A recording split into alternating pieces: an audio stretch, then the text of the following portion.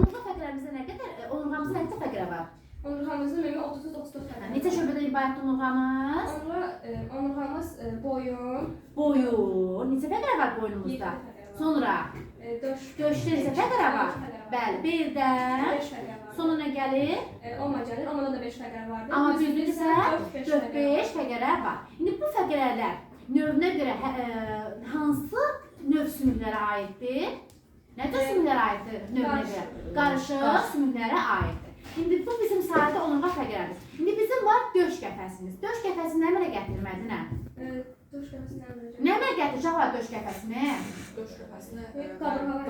Yəni, onurğanın döş fəqərəsi, nə qədər döş fəqərəsi? 12 döş fəqərəsi, bundan çıxan nə? 12 cüt qabırğa, 12 cüt qabırğa, öndən gəlir döş sümüyünə birləşir, nə mənə gətirir? Döş qəfəsi. Onda döş qəfəsində nə qədər sümük olur? 37.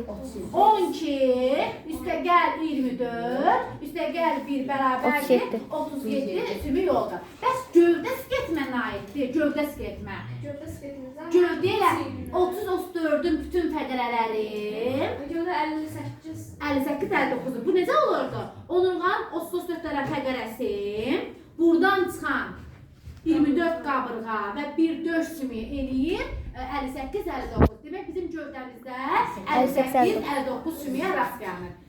Bizim məktəbimizdə nə olmasa da, skelet olmasa da canlı modelimiz var. Saxlanın.